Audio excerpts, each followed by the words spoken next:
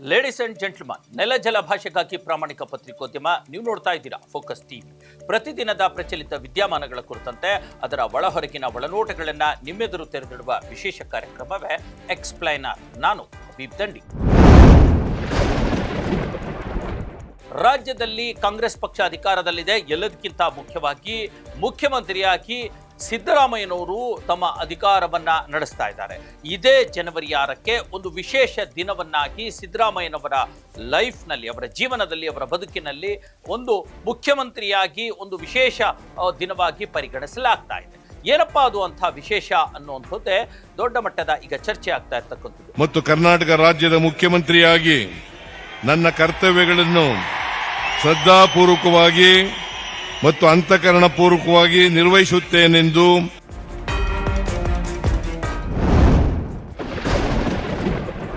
ಈಗ ನೋಡಿ, ನಾವು ಸ್ವಾತಂತ್ರ್ಯ ಭಾರತದಲ್ಲಿ, ಕರ್ನಾಟಕದಲ್ಲಿ ಈಗ ಕಳೆದ ಈ ಒಂದು 60, 70, 80 ವರ್ಷಗಳ ರಾಜಕಾರಣದಲ್ಲಿ ಅಥವಾ ಸರ್ಕಾರಗಳಿಗೇನು ಬಂದ್ವು ಅಲ್ಲಿಂದಾನು ಹಿಡಿದು ಇಲ್ಲಿವರೆಗೂ ಅತಿ ಹೆಚ್ಚು ದಿನ ಮುಖ್ಯಮಂತ್ರಿಯಾಗಿ ಆಡಳಿತವನ್ನ ನಡೆಸಿರ್ತಕ್ಕಂಥವ್ರು ಯಾರು ಅಂತಂದ್ರೆ ನಮಗೆ ಕೇಳಿ ಬರುವ ಹೆಸರು ಒಬ್ಬರದು. ಅದು ದೇವರಾಜ ಅರಸರು. ಅವರು 2-3 ಬಾರಿ ಮುಖ್ಯಮಂತ್ರಿಯೂ ಆಗಿ ಸಾಕಷ್ಟು ದಿನಗಳ ಕಾಲ ಒಳ್ಳೆಯ ಜನಪರ ಆಡಳಿತವನ್ನು ಕೊಟ್ಟು ಒಂದು ಅತಿ ಹೆಚ್ಚು ದಿನಗಳನ್ನ ಅವರು ಮುಖ್ಯಮಂತ್ರಿಯಾಗಿ ಆಡಳಿತವನ್ನ ನಡೆಸಿದ್ರು.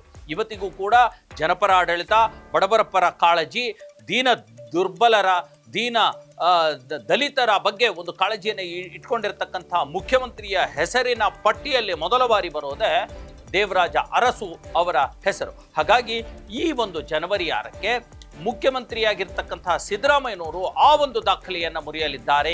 ಇವತ್ತು ಜನವರಿ 2, ಇನ್ನು ಕೇವಲ 3 ದಿನದಲ್ಲಿ ಆ ಒಂದು ದಾಖಲೆಯನ್ನ ಮುರಿಯಲಿದ್ದಾರೆ. ಹಾಗಾಗಿ ಅತಿ ಹೆಚ್ಚು ದಿನ ಮುಖ್ಯಮಂತ್ರಿಯಾಗಿ ಆಡಳಿತವನ್ನು ನಡೆಸಿದ ಖ್ಯಾತಿ ದೇವರಾಜ ಅರಸು ಅವರಿಂದ ಸಿದ್ದರಾಮಯ್ಯನವರ ಹೆಸರಿಗೆ ವರ್ಗಾವಣೆಯಾಗಲಿದೆ. ಮತ್ತು ಸ್ವತಃ ಸಿದ್ದರಾಮಯ್ಯನವರು ಮುಖ್ಯಮಂತ್ರಿಯಾಗಿ ಅತಿ ಹೆಚ್ಚು ದಿನಗಳನ್ನ ಕರ್ನಾಟಕದಲ್ಲಿ ಕಳೆದ ಮುಖ್ಯಮಂತ್ರಿಯನ್ನಾಗಿ ಈಗ ಅವರು ದಾಖಲೆಯನ್ನ ಬರೆಯಲಿದ್ದಾರೆ. ಇದು ಕೇವಲ ಕರ್ನಾಟಕಕ್ಕಷ್ಟೇ ಸೀಮಿತ. ಯಾಕಂದ್ರೆ ನಾವೀಗ ದೇಶದ ಬೇರೆ ಬೇರೆ ರಾಜ್ಯಗಳಲ್ಲಿ ಹೋಲಿಕೆ ಮಾಡಿಕೊಂಡ್ರೆ ಬರೀ ಹೆಚ್ಚು ದಿನ ಅಲ್ಲ, ಒಂದು 6,000, 7,000 ದಿನಗಳಷ್ಟೇ ಅಲ್ಲ, 20, 22, 25 ವರ್ಷಗಳ ಕಾಲ ಒಂದೊಂದು ರಾಜ್ಯದಲ್ಲಿ ಮುಖ್ಯಮಂತ್ರಿಯಾಗಿ ಕೆಲಸ ಮಾಡಿರ್ತಕ್ಕಂಥವ್ರು ಸಾಕಷ್ಟು ಜನ ಇದ್ದಾರೆ.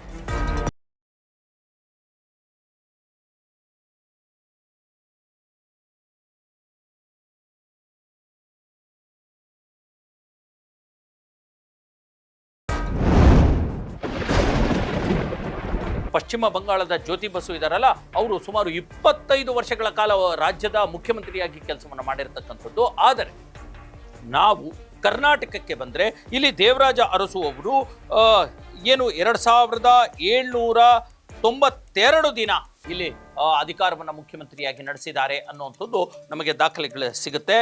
7 ವರ್ಷ 7 ತಿಂಗಳು ಅವರು ಅಧಿಕಾರವನ್ನು ನಡೆಸಿದ್ರು ಅನ್ನುವಂಥದ್ದು ಒಂದು ಮಾಹಿತಿ. ಇನ್ನೊಂದು 7 ವರ್ಷ 238 ದಿನಗಳ ಕಾಲ ಅವರು ಮುಖ್ಯಮಂತ್ರಿಯಾಗಿ ಅಧಿಕಾರವನ್ನು ನಡೆಸಿದ್ರು. ಅದರ ಟೋಟಲ್ ದಿನಗಳನ್ನು ಲೆಕ್ಕ ಹಾಕೊಂಡ್ರೆ 2792 ದಿನಗಳ ಆಗತ್ತೆ. 1-2 ದಿನ ಹೆಚ್ಚು ಕಡಿಮೆ ಲೆಕ್ಕಾಚಾರದಲ್ಲಿದೆ. ಆದರೆ 2792 ದಿನಗಳನ್ನೇ ಲೆಕ್ಕಕ್ಕೆ ಇಟ್ಕೊಂಡ್ರು ನಾವು.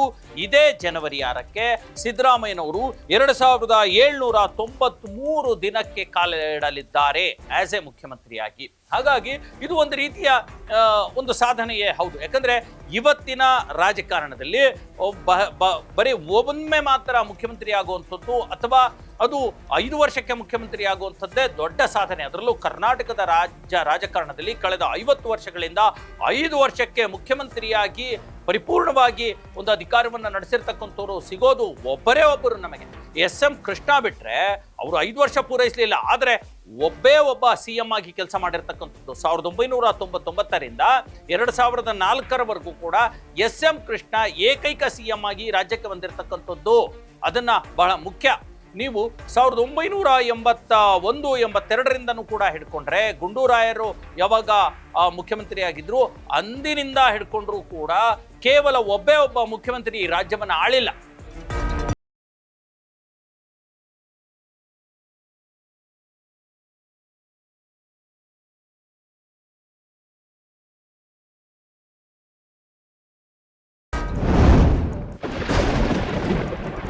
85ರಲ್ಲಿ ರಾಮಕೃಷ್ಣ ಹೆಗಡೆಯವರು ಬಂದರು.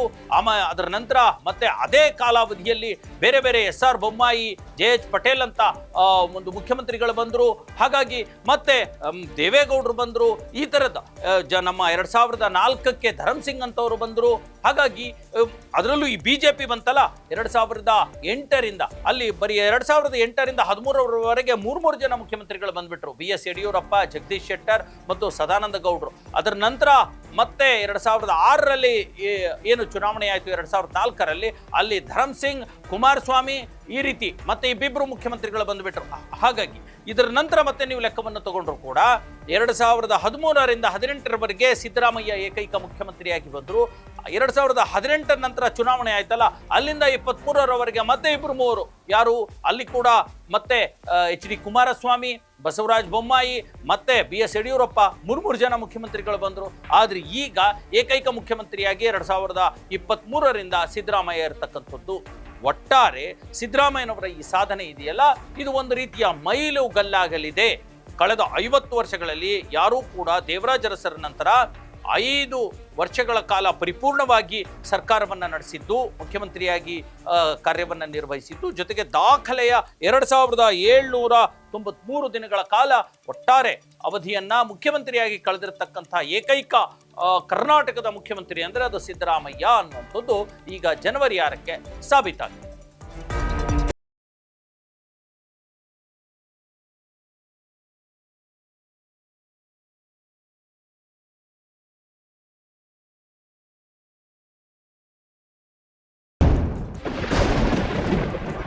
ಇದರ ಹಿನ್ನೆಲೆಯಲ್ಲಿ ಈಗಾಗಲೇ 1981-82ರಿಂದಲೇ ರಾಜಕಾರಣದಲ್ಲಿ 78ರಲ್ಲೇ ಅವರಿದ್ರು. ಜಾರ್ಜ್ ಫರ್ನಾಂಡಿಸ್ ಜೊತೆ ಸಿದ್ದರಾಮಯ್ಯನವರು ರಾಜಕಾರಣವನ್ನು ಶುರು ಮಾಡಿದ್ದಂಥದ್ದು. ಕಾಂಗ್ರೆಸ್ ವಿರೋಧಿಯಾಗೇ ಇದ್ರು. ಜಾರ್ಜ್ ಫರ್ನಾಂಡಿಸ್ಗೆ ದೊಡ್ಡ ಮಟ್ಟದ ಅವರು ಒಂದು ಸಹಕಾರವನ್ನು ಕೂಡ ಮಾಡ್ತಾ ಬಂದಿರತಕ್ಕಂಥದ್ದು. 1983ರಲ್ಲಿ ಅವರು ಮೊದಲ ಬಾರಿ ಶಾಸಕರಾಗ್ತಾರೆ. ಅದರ ನಂತರ 85ರಲ್ಲಿ ಮತ್ತೆ ಶಾಸಕರಾಗ್ತಾರೆ. ಹಾಗೆ ಅವರ ಒಂದು ರಾಜಕೀಯ ಜರ್ನಿ ನಡೆದು ಇವತ್ತಿಗೆ ಅವರು ರಾಜ್ಯದ ಮುಖ್ಯಮಂತ್ರಿ ಆಗಿರ್ತಕ್ಕಂಥದ್ದು. ಬಹಳ ಒಂದು ವಿಶಿಷ್ಟ ವಿಚಾರ ಅಂದರೆ, ಕುರಿ ಕಾಯುವಂಥ ಒಬ್ಬ ಯುವಕ ತಾನು ಇಷ್ಟಪಟ್ಟರೆ, ಒಂದು ಬದ್ಧತೆ ಇದ್ದರೆ, ನಿಜವಾಗ್ಲೂ ಒಂದು ದೊಡ್ಡ ಗುರಿಯನ್ನು ಇಟ್ಕೊಂಡ್ರೆ ಒಂದು ರಾಜ್ಯದ ಮುಖ್ಯಮಂತ್ರಿಯೂ ಆಗಬಹುದು ಅನ್ನೋದಕ್ಕೆ ಸಿದ್ದರಾಮಯ್ಯನವರು ಒಂದು ಸ್ಪಷ್ಟ ಉದಾಹರಣೆ. ಜೊತೆಗೆ ಸಿದ್ದರಾಮಯ್ಯನವರ ವ್ಯಕ್ತಿತ್ವವನ್ನು ನಾವು ಇವತ್ತು ಬೇರೆ ರಾಜಕಾರಣಿಗಳ ವ್ಯಕ್ತಿತ್ವಕ್ಕೆ ಅಥವಾ ಬೇರೆ ರಾಜಕಾರಣದ ಪಯಣಕ್ಕೆ ನಾವು ಹೋಲಿಸೋ ಹಾಗಿಲ್ಲ.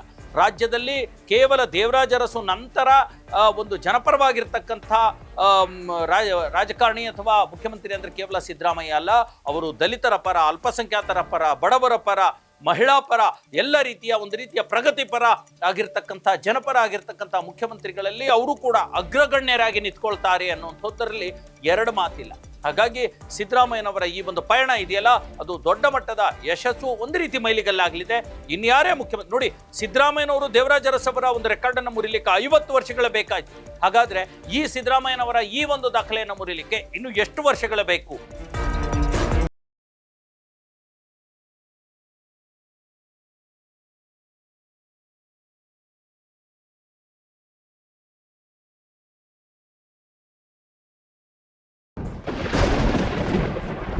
ಇವತ್ತಿನ ರಾಜಕಾರಣದಲ್ಲಿ ಈ ರೀತಿಯ ಒಂದು ದಾಖಲೆಯನ್ನು ಮುರಿಲಿಕ್ಕೆ ಎಷ್ಟು ವರ್ಷಗಳು ಬೇಕೋ ಗೊತ್ತಿಲ್ಲ. ಇನ್ನು 50 ವರ್ಷ ಬೇಕೋ, 100 ವರ್ಷ ಆಗುತ್ತೋ ಗೊತ್ತಿಲ್ಲ. ಏನೇ ಆಗಲಿ, ಈ ತಿಂಗಳ 25ಕ್ಕೆ ಒಂದು ಮೈಸೂರಿನಲ್ಲಿ ಸಿದ್ದರಾಮಯ್ಯನವರ ಒಂದು ಅಭಿನಂದನೆಗೋಸ್ಕರ ಒಂದು ರಾಜ್ಯ ಮಟ್ಟದ ಅಹಿಂದ ಸಮಾವೇಶ ನಡೀತಾ ಇದೆ. ಅಲ್ಲಿ ಅವರಿಗೆ ಅಹಿಂದ ರತ್ನ ಅನ್ನುವಂಥ ಒಂದು ಬಿರುದನ್ನು ಕೂಡ ಕೊಡಲಾಗ್ತಾ ಇದೆ.